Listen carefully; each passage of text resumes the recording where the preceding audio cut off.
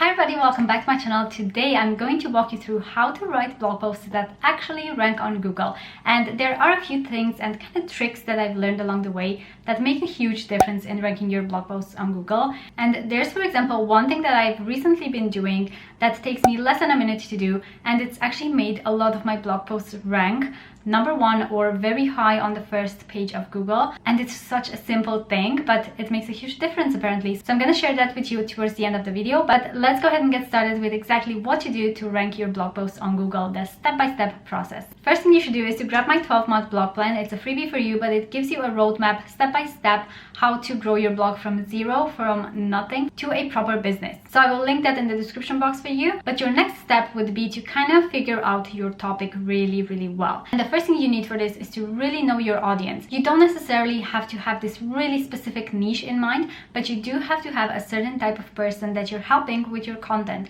and you need to create valuable content for them. So a few things you can do to learn about your audience is to go into forums, go into Facebook groups on the topic that you're interested to write about, and kind of figure out what they're struggling with. You could go into that, for example, Facebook group, go into the search bar and search for things like struggle, problem, I don't know how to, things like that, and then look through the search results and see what people in your niche or what your target audience is actually struggling with. And that will usually give you a really good idea of what type of content you can create and what they will find helpful. So that audience research is a really important step. So let's say you kind of know what topic roughly you want to talk about. Next thing you're going to do is keyword research. And in my blogging secrets course, we go through the golden nugget method of exactly how to find keywords that you actually have a chance of ranking for. And it's a really simple method, but it works really well. And that's exactly what I use to rank my blog posts. But for your keyword research, you can just go into Google,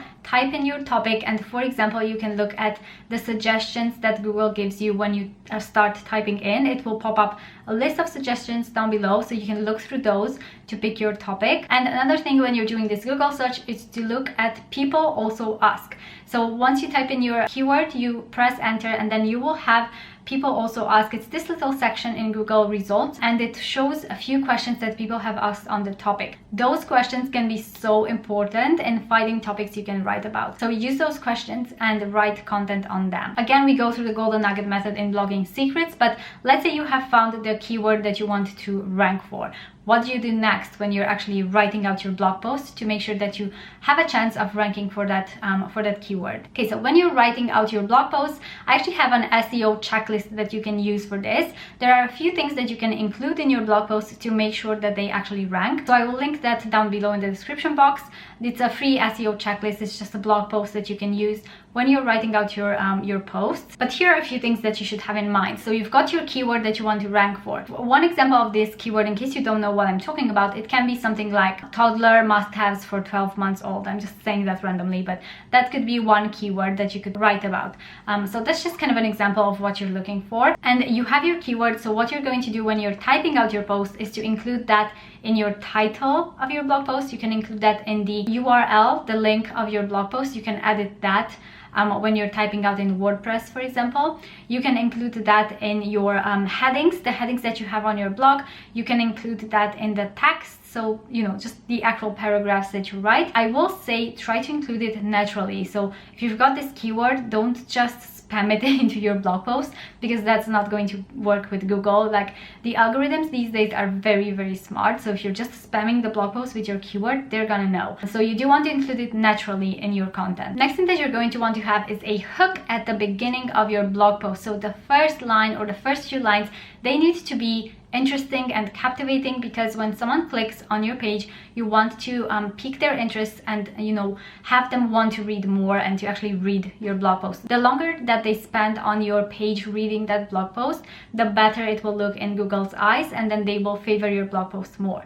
So you do kind of try to have a hook, something interesting, and then have, you know, the kind of introduction for the topic and the headings and everything else that comes in your blog post. But those first few lines, make sure it's something interesting for them. Also in your blog post, make sure you use the headings correctly. This is what I use in WordPress, but heading 1 is mainly your title. Then heading 2 will be just the general headings or the outline of your blog post.